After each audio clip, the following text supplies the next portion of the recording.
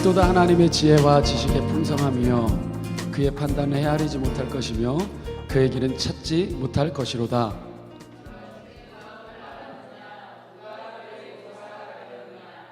누가 주께 먼저 드려서 갚으심을 받겠느냐? 이는 만물이 주에게서 나오고 주로 말미암고 주에게로 돌아감이라. 그에게 영광이 세세 있을지어다. 아멘. 할렐루야. 아멘. 오늘 이 시간에 오직 하나님께 영광을, 누구에게 영광을요? 오직 하나님께 영광을이라는 제목을 가지고 마지막 우리 함께 메시지 나누고 우리 예배를 마치도록 하겠습니다. 자, 우리 한번 복습해 봅시다. 끝까지 우리 남은 자들이요, 복습해 봅시다. 예수님이 이 땅에 온 것은 양으로 생명을 얻게 할 뿐 아니라 어떻게 하려고 오셨대요? 다 풍성히, 우리에게 아주 풍성한 삶을 누리게 하고 오셨다는 겁니다. 그렇다면 우리가 풍성한 삶의 열매를 맺어야 될 텐데 어떻게 우리가 그 삶의 열매를 맺을 수 있느냐? 우리에게 풍성한 하나님의 그 가능성을 담은, 무한한 가능성을 담은 하나님의 은혜의 씨를 뿌려줘도 길가나 돌짝밭이나 가시덤불 같은 마음은 결실을 맺지 못하고, 우리가 무슨 땅이 될 때? 좋은 땅과 같은 마음밭이 될 때 그 씨가 뿌려져서 자라 100배의 결실을 맺게 되는 겁니다. 그러나 우리가 이 믿음의 길을 걸어가는 게 때로 어렵고 힘들다 여겨지는 순간이 있지만 우리만 이 길을 걸어가는 거 아니라 믿음의 수많은 선지들도 그 길을 걸어갔고 풍성한 삶을 누렸습니다. 그렇다면 우리가 믿음의 주여 온전케 하시는 이인 예수를 바라보며 걸어가는 삶은 과연 무엇인가? 한마디로 무슨 삶이라 했어요? 예배자의 삶을 사는 것. 그게 가장 풍성한 은혜를 누리는 삶의 비결입니다. 하나님을 우리 어제 저녁에도 말씀 나눴지만 예배할 수밖에 없는 이유는 그의 그 풍성한 긍휼로 정말 허물과 죄로 죽었던 우리, 연약하고 정말 죄 가운데 죽어있던 우리를 살려주셨기 때문입니다. 그 구원의 섭리는 참으로 깊고 오묘하기 때문에 우리의 생각과 이상으로 측량하기 어려워요. 그래서 오늘 사도 바울은 우리에게 로마서 11장 33절에 말하기를 이렇게 말합니다. 함께 고백해 볼까요? 시작. 깊도다 하나님의 지혜와 지식의 풍성함이여 그의 판단은 헤아리지 못할 것이며 그의 길은 찾지 못할 것이로다. 여러분, 로마서잖아요. 이 로마서는 다 뭐에 대한 이야기를 담고 있냐면 구원입니다. 믿음과 은혜와 구원에 대해서 말해줘요. 그 믿음과 은혜와 구원에 대해서 사실은 여러분이 로마서를 읽어보면요, 이게 그 로마서의 어떤 신학적인 내용의 결론입니다. 그래서 1장부터 11장까지는 믿음과 은혜, 율법, 이것에 대한 설명이고 12장이면 구원받은 자가 그럼 어떻게 살아야 되느냐, 12장은 이렇게 표현하면 돼요. 실천편. 그러니까 이 믿음과 은혜와 구원에 대해서 설명하고 이것을 총망라하는 마지막 문단이에요. 이게 마지막 마무리하면서 뭐라고 말하냐면요, 깊도다 그 구원에 대한 하나님의 지혜와 지식의 풍성함이요 그의 판단은 우리가 헤아리지 못할 것이며 우리가 그 길은 다 찾을 수 없다. 그래서 우리의 지식만으로는 하나님의 이 구원의 섭리가 우리가 다 깨달을 수 없는 신비의 영역이고 놀라운 은혜의 영역입니다. 할렐루야. 그래서 이사야 선지자는 우리에게 이렇게 말했죠. 하나님이 우리에게 말씀하시기를 이는 내 생각이 너의 생각과 다르며 내 길은 너희의 길과 다름이니라. 여호와의 말씀이니라. 이는 하늘이 땅보다 높음 같이 내 길은 너희의 길보다 높으며 내 생각이 너희 생각보다 높음이니라. 보세요.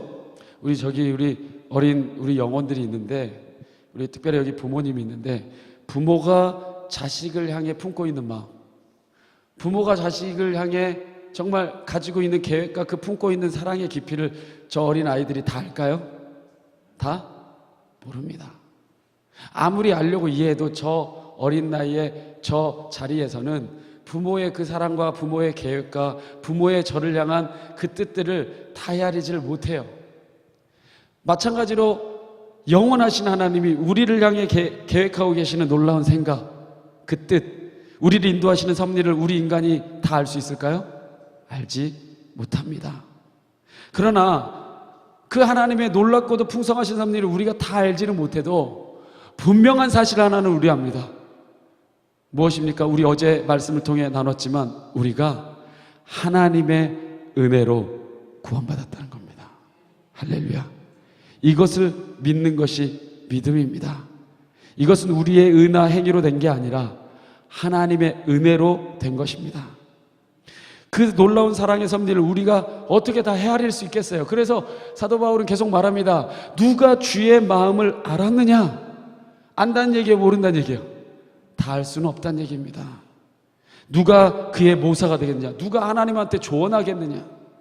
누가 먼저 드려서 그 갚으심을 받겠느냐? 누가 먼저 인간이 하나님을 향한 사랑을 드려서 그 하나님의 놀라운 사랑을 되갚음을 받는 거냐? 아니다. 하나님이 전적으로 우리를 먼저 사랑하셨고 먼저 생각해 주셨고 먼저 손을 내밀어 구원해 주셨다는 겁니다. 믿으시기 바랍니다. 이걸 믿는 것이 우리의 가장 믿음의 토대입니다. 그 놀라운 주님의 사랑을 우리가 측량할 수가 없어요. 다만 성도는 그 하나님의 놀라운 은혜를 찬양하고 사랑하고 또 예배할 뿐입니다. 그 하나님의 놀라운 사랑을 찬양하며 제가 아까 소대에도 말했듯이 바울이요 로마서 1장에서 11장에 이르는 대서사시 은혜, 믿음, 구원 그 안에 일하는 율법이 어떤 자리를 차지하는 거냐 이러한 그 대서사시의 이 신학이라고 하죠. 성경책 속의 신학책이라고 하는 그 놀라운 역사의 그 믿음과 은혜의 기록들에 대해서 다 정리하고 난 다음에 마지막 송령을 11장 가장 마지막 절에 이렇게 고백합니다. 이 마지막 송령을 고백하면서 사도 바울은 하나님의 구원의 섭리를 세 가지 문구로 축약합니다. 정말 뛰어난 수사학자예요. 딱 세 가지 문구로 구원을 요약해요. 이건 여러분 마음 가운데 담아가시기 원합니다. 할렐루야. 첫 번째는 뭐라고 얘기하느냐? 구원은 주에게서 온다. 이걸 영어로 말하면 from God, 하나님께로부터 구원이 오노라. 그래서 이는 만물이 주에게서 나오고, 구원은 내게로부터 올 수 있는 게 아닙니다. 죽을 수밖에 없던 내가 사는 게 아니에요. 구원은 오직 주님께로부터 from God, 하나님께로부터 오는 겁니다. 세상 만물로부터 오는 것도 아니고 인간의 지식으로부터 오는 것도 아닙니다. 오직 하나님께로부터 값없이 은혜로 흘러나옵니다. 이 진리를 깨달을 때 우리는 주님 앞에 정말 겸손하지 않을 수 없고 감사하지 않을 수 없고, 한번 따라합시다. 예배하지 않을 수 없다. 그렇습니다. 구원이 주께로부터 오기 때문에 우리가 주님을 예배하는 겁니다. 우리가 주님으로부터 생성되었고 또 주님이 우리의 삶을 주관하고 계시고 또 주님이 우리를 구원하시기에 우리가 주님께 내 삶을 의탁하고 내 삶을 맡기고 그 인도하심을 따라 사는 것은 절대 미련한 게 아니라 가장 지혜로운 일입니다. 우리의 삶을 온전케 하는 능력이 주님께로부터 오기 때문입니다. 이 정말 믿을 것 없는 세상에 하나님 붙잡으십시오. 구원이 주님께로부터 옵니다. 여러분이 그 주님을 붙잡을 때에 만물을 창조하신 하나님께서 여러분의 삶을 온전케 하실 겁니다. 첫 번째 구원은 누구에게서 오는 겁니까? 주님께로부터. 두 번째 사도 바울은 말합니다. 구원은 주로 말미암는 것이다. 할렐루야. 구원이 주님께로부터 와서 주님으로 말미암아 우리가 구원받게 되는 것입니다. 그래서 뭐라고 할까? Through God, 주님을 통하여서 내가 구원받을 수 있는 존재가 된 것은요, 주님의 희생을 통해서입니다. 믿으십니까? 즉 사도 바울이 이것을 뭐라고 표현했냐면요, 나 된 것은 다 하나님의 은혜입니다. 한번 여러분이 그렇게 한번 고백합시다. 손을 한번 가슴에 얹고, 나 된 것은 다 하나님의 은혜입니다. 이 고백입니다. 주님으로 말미암아 내가 구원받았습니다. 주님으로 말미암아 내가 보지 못했던 것을 보았고, 주님으로 말미암아 내가 느끼지 못했던 것을 느꼈고, 주님으로 말미암아 내가 갈 수 없는 하나님 나라에 가게 되었습니다. 바로 주님으로 말미암아 세상에 포로되고 억눌렀던 것에서 우리가 자유를 누리게 됐어요. 그래서 주님은요, 이 땅에 오셔서 하나님의 아들로 사역을 하시기에 앞서서 가장 먼저 예수님이 뭐라고 선언하냐? 이렇게 선언합니다. 주의 성령이 내게 임하셨으니 이는 가난한 자에게 복음을 전하게 하시려고 내게 기름을 부으시고 나를 보내사 포로된 자에게 자유를, 눈먼 자에게 다시 보게 함을, 눌린 자를 자유롭게 하고 주의 은혜를 전파하게 하려 하심이라. 주님이 이 목적을 가지고 오셨다는 거예요. 포로된 자에게 자유를, 세상의 눈먼 자에게 다시 보게 함을, 세상의 모든 억눌리고 속박된 자에게 자유를 주려고 오셨다는 겁니다. 믿으십니까? 그리고 주님이 말씀하셨습니다. 내가 왔다. 이 글이 너희 귀에 응하였느니라. 할렐루야. 이 길이 이루어졌느니라. 그럼 보세요. 우리가 세상에서 포로된 자, 이게 다 뭡니까? 풍성한 삶을 못 누리게 하는 거잖아요. 포로되고 눈 멀고 억눌린 것, 다 자유하고 풍성한 삶을 못 누리게 하는 겁니다. 그런데 주님이 오셔서 내가 왔으니 이 포로된 자에게 무엇을? 자유를, 눈먼 자에게 다시 보게 함을, 억눌린 자에게 하나님의 해방의 자유를 내가 주려고 왔고 이 글이 너희 귀에 응하였느니라. 할렐루야. 주님을 믿으세요? 이 진리를 믿으세요? 그러면 주님으로 말미암아 여러분은 자유합니다. 주님으로 말미암아 여러분은 다시 보게 됐습니다. 영원한 나라를. 주님으로 말미암아 여러분 하나님의 자녀가 된 겁니다. Through God. 나를 통해서가 아니라 하나님을 통해서 우리는 주님으로 말미암아 모든 삶이 회복되는 겁니다. 구원이 주님께로부터 나오고 우리가 그 주님을 통해서 주님으로 말미암아 구원에 이르고, 그러면 여러분 구원의 완성이 뭡니까? 우리의 가장 풍성하고도 영원한 삶의 완성이 뭡니까? 바로 이겁니다. 구원은 주께로 돌아가는 겁니다. 두가 하나님께로 돌아갈 때 우리의 가장 구원의 풍성함은 완성되는 겁니다. 우리의 본향에 입성하는 그날 우리는 구원이 멋지게 완성될 겁니다.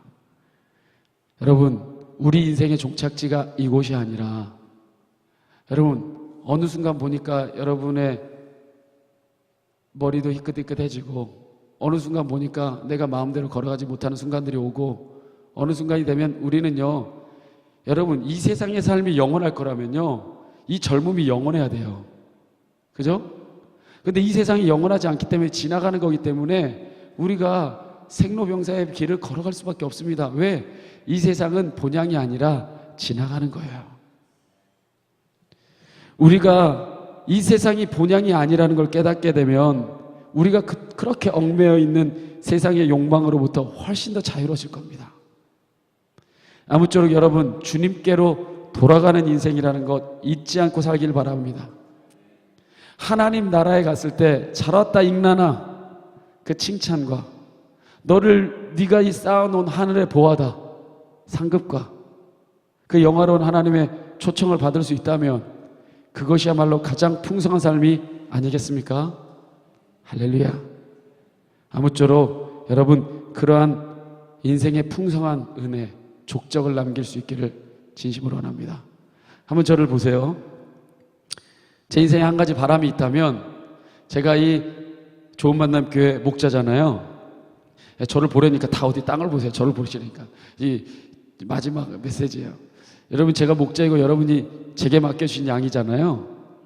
저는 여러분에게 어느 순간인가 여러분의 인생의 종착지가 이를 텐데, 저와 함께 신앙의 길을 함께 걸어가다가 여러분의 인생의 종착지에 이르렀을 때 전 여러분에게 한 가지 바람이 있다면 이런 고백이 나올 수 있길 바랍니다.